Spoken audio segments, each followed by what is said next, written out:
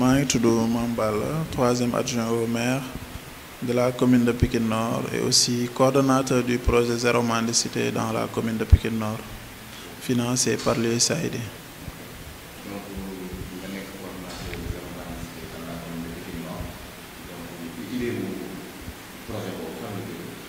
Waaw, d'abord projet bi c'est un long processus parce que sélection la woon au niveau de l'ambassade des États-Unis. Bon, am na maire yu bari yu fa nekkoon mais yàlla dogal ñu choisir mairie Pikine Nord ak mairie Diamaguène Sicap Mbao. Au niveau de la banlieue ñu war a bénéficier du financement de $85,000 des partenaires, à savoir l'USAID avec l'appui technique de l'ONUDC.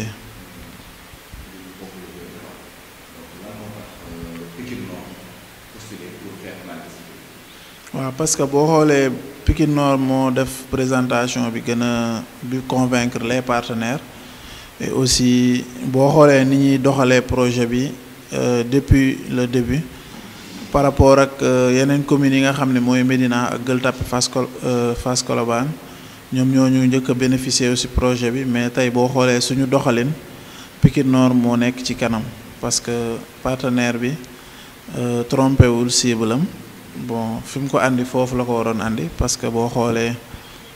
jéego yi ñu def parce que avant y avait une table rase, amul woon dara à Pikine Nord. Conception bi c'était différente ci affaire mendicité à Pikine Nord. Tey jii boo xoolee depuis le début du projet muy au mois de février 2018, le 27 février lañ def lancement bi au théâtre de Verdure avec les 4 communes et les partenaires financiers plus les acteurs de protection. Bon, une forte mobilisation. Bon, depuis boobu ñu ngi déroulé, mettre nañ fi en place comité de pilotage bu projet bi ak unité de gestion opérationnelle bi nga xam ne man maa ko diriger ànd si ak les animateurs plus l'assistant administratif. Redynamiser nañ fi l'association des maîtres coraniques parce que fekkoon nañ ko fi mais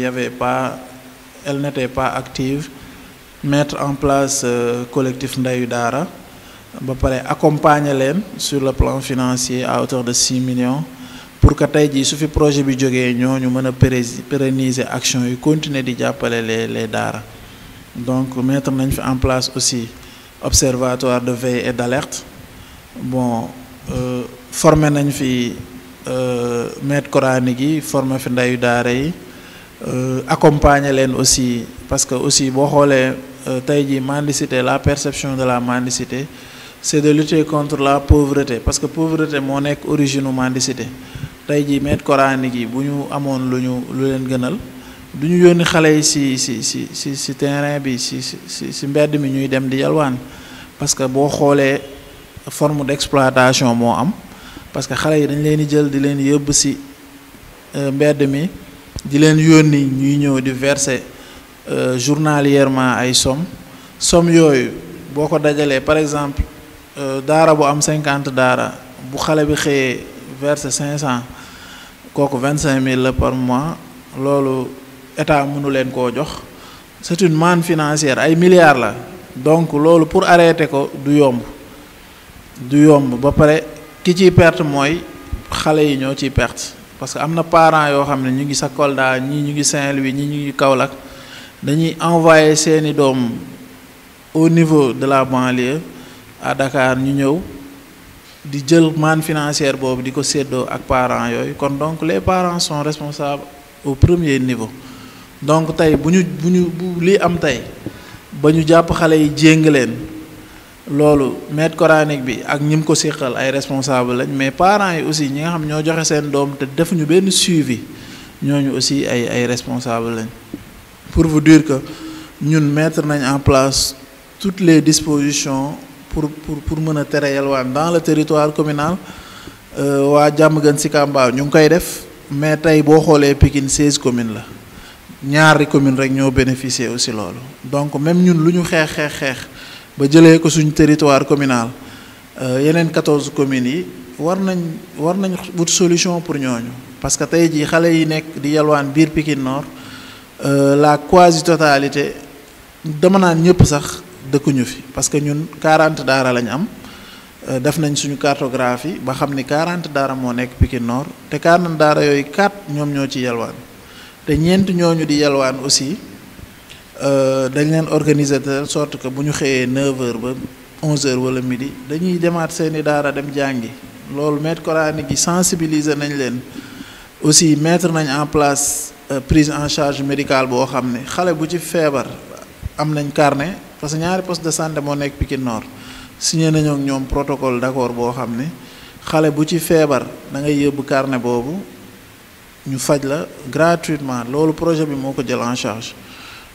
def nañ suñu cartographie 40 daara la cadre yi ñooy yelwaan te cadre yooyu dañ ko organiser donc ñi nga xam ñu ngi yelwaan réellement Pikine Nord ñu ngi jóge Kër Massar ñu ngi jóge Thiaroye ñu ngi jóge Yëmbal ñu ngi jóge Djiddah Thiaroye Kaw donc pour nga arrêter loolu benn solution rek moo am keroog voté nañ benn délibération parce que ba ñu formé conseil municipal bi aussi sur la traite des personnes conseillers yëpp conscient nañ tey que ni mendicité forme de traite la maanaam da ngay exploiter xale pour mën am loo ci jëlee noonu lañ ko définiree donc ñoom ñëpp conscient nañ que ni maître coranique yi dañuy soi-disant maître coranique sax laay wax parce que ñooñu duñu ay maître coranique dañuy exploiter xale yi pour mën si am dara donc loolu moo ñu permettre tey ñu voter une délibération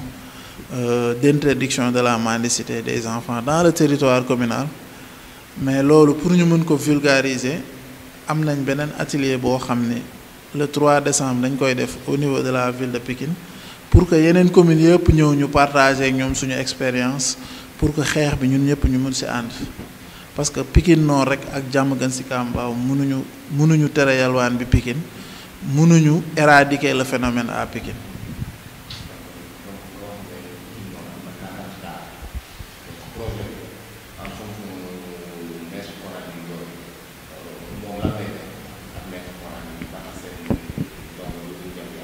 waaw parce que ñun depuis ba ñu kiwee ba léegi am na ay rubriques yoo xam ne c'est pour accompagner maître coranique yi accompagner nañ leen sur le plan financier maître coranique bu si nekk am na lu ñu la jox ci xaalis accompagner nañ leen aussi sur le plan denrée alimentaire jox nañ leen fi organiser nañ fi journée de solidarité jox leen ay ceeb jox leen diwlin ba pare jox leen ay produits yoo xam ni pour seen set la pour hygiène bi donc ñu ngi leen di accompagner ku ci feebar xale bu ku ci am xale bu feebar da ngay dem faju ba ci maître coranique bi ci carnet bi la bokk dañuy dem ci ñaari postes yi faju te duñu fay dara donc lépp lu ñu leen mën accompagner ñu ngi leen koy accompagner pour permettre ñooñu bañ a yónni xale yi ci mbedd mi et je pense que affaire bi boo daggee source bi rek je pense que du am problème mooy pauvreté moo ko waral soo leen accompagner sur le plan financier ak di leen jàppale ci li nga xam moom la ñuy dundee je pense que du ñu yónni xale yi ñuy yalwaan ñun daal noonu lañ méthode boobu lañ jël et je pense que actuellement mu ngi marché.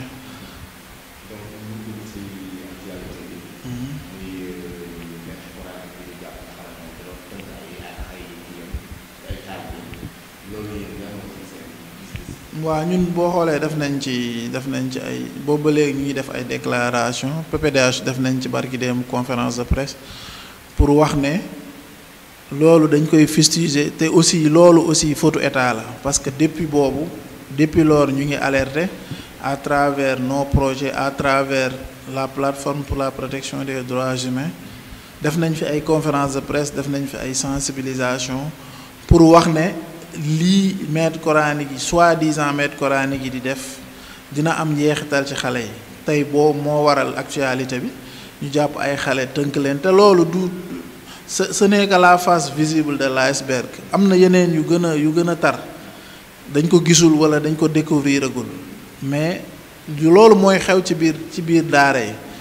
parce que aussi xale bi soo ko yónnee pour mu andil la xaalis andiwul lu la xaalis mu def ko benn yoon ñaari yoon mais da ngay énervé wu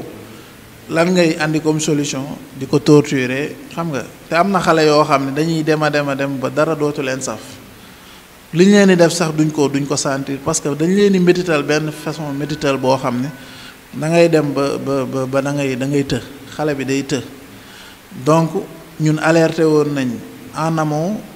lii am na def nañ ay déclaration wax nañ ni état moo war a jël ay matuwaayam parce que am na ay dispositions yu fi nekk au niveau national la loi 2005-06 mu ngi fi ñu voté ko assemblée ak lépp loi bi mu ngi en cours war nañ ko appliquer suñ ko appliquer képp ku pratiquer mendicité dañ lay teg daan y a l'article 245 du code pénal ba pare day interdire mendicité des enfants donc texte yaa ngi fi loi yaa ngi fi mais application sur le terrain mooy problème parce que tey jii muy préfet muy police xam nañ existence loi yooyu xam nañ ni yalwaan dañ koy tere mais doo leen gis ñu intervenir wala ñu dissuader tant que loolu mu ngi am inertie boobu mu ngi am phénomène yu mel nii ak actualité yu mel nii day continuer di am au Sénégal et je pense que c'est une responsabilité partagée comme ni ma ko waxee woon état am na ci part de responsabilité mais parents yi nga xam ne aussi ñu ngi jël seeni doom di leen yabal ci daara yeeg te duñu xam fa nan la seen doom di dundee ci yenn condition lañ nekk ñooñu aussi sont des responsables au premier niveau sax ñooñu ñooy premier responsable yi donc war nañ ci andi ay solution bi mooy ñu appliquer loi yi suñ ko defee je pense que mettre ko kenn dootul ñemee di jël xale di ko teg yenn métti yi loi yi ñu ko war a appliquer mooy la police et la gendarmerie parce que xam nañ ni pratique bi dañ koy tere loi bi code pénal bi joxe na yan daan lañ la war a teg ak yan amende lañ la war a teg donc suñu gisee xale yi ñoom ñuy romb am na xale yoo xam ne sax biir police la ñuy dem di yalwaan pour vous dire que ñoom xam nañ ni lii dañ koy tere jéemuñu ci def benn jéego acteurs yi mënuñu lu dul alerter mais mënoo jàpp xale tey nga ne da nga koy tëj mais waxuñu sax ñu tëj xale yi mais ñu dissuader leen xamal leen ni lii dañ koy tere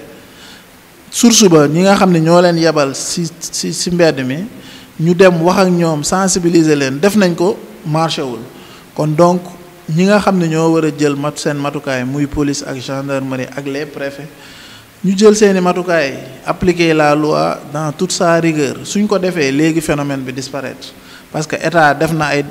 président li mu waroon def na ko def na une déclaration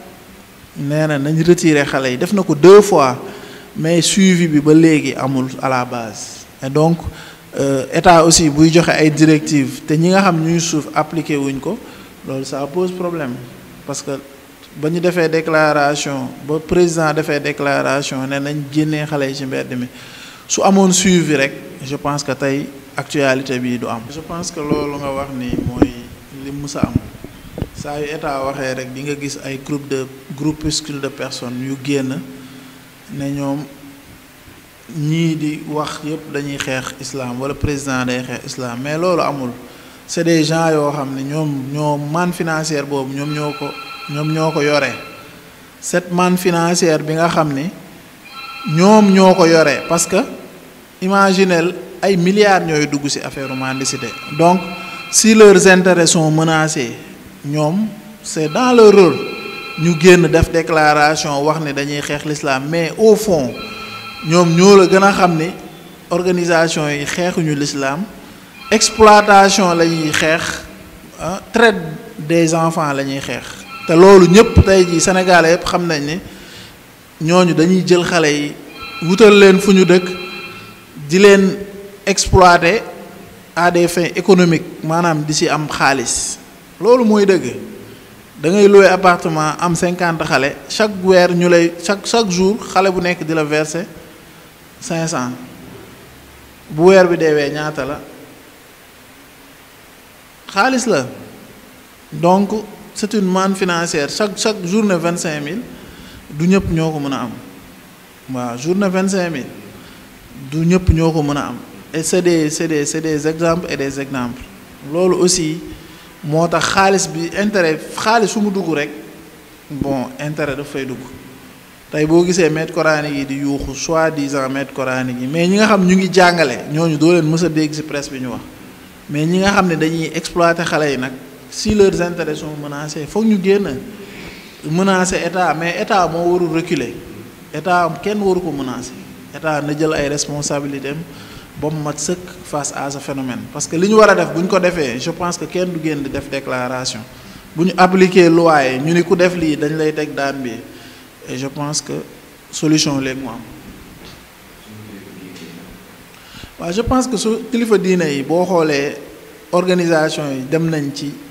kilifa diine yëpp dem nañ ci xalif général des Mourides dem ci xalif général des Tidiane dem Laayeen dem wër def tournée sensibiliser leen wax leen ni phénomène bi du xeex l'islam mais xale yi nga xam dañ leen di jëlee ci ay région ay Kaolack ay Kolda ay Saint-Louis andi leen Dakar luwal leen benn néeg wala benn appartement chaque suba ñu 6 heures du matin ba ngoon ñuy dem di wuti xaalis di ñëw di ko verser di leen ko verser ñoom ñu si yor seeni jabar di ci joxe dépense ñooñu dañ leen a war a arrêter et que loolu phénomène bi loolu la kilifa diine yëpp am na ay kilifa diine yu génn def déclaration tere loolu xale yi dañoo war a dem jàngi alxuraan mais waruñu xale bi bu defee 24 heures 12 heures yëpp xale bi def ko si biti kooku jàng tax ko jóg je pense que kilifa diine yi xam nañ ni loolu phénomène la boo xam ne ay malfaiteurs ñoo koy def ñoo xam ne du ñu ay maître coranique am ñoo xam mënuñu xale yi boo am na xale yoo xam boo leen tariloo benn saar sax mënuñu ko kon donc ñooñu jóguñu pour jàng il faut ñu def la part des choses ñi nga xam ñu ngi jàng ñu bàyyi leen ñu continuer jàng ñi nga xam ne dañuy utiliser xale yi pour seen besoin personnel ñooñu ñu teg leen daan.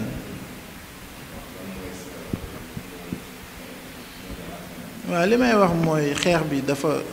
du yam fii parce que ce ne sera pas facile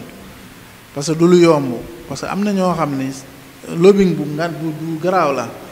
ñoom ñoo nekk ci ginnaaw yor seeni moyens bëgguñu mendicité jóge ci Sénégal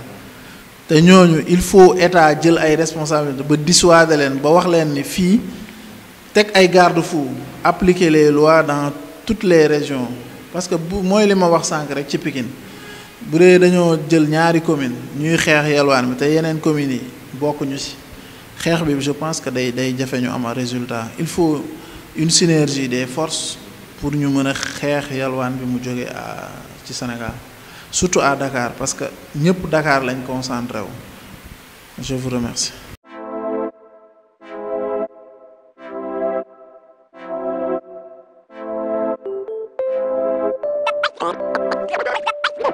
One.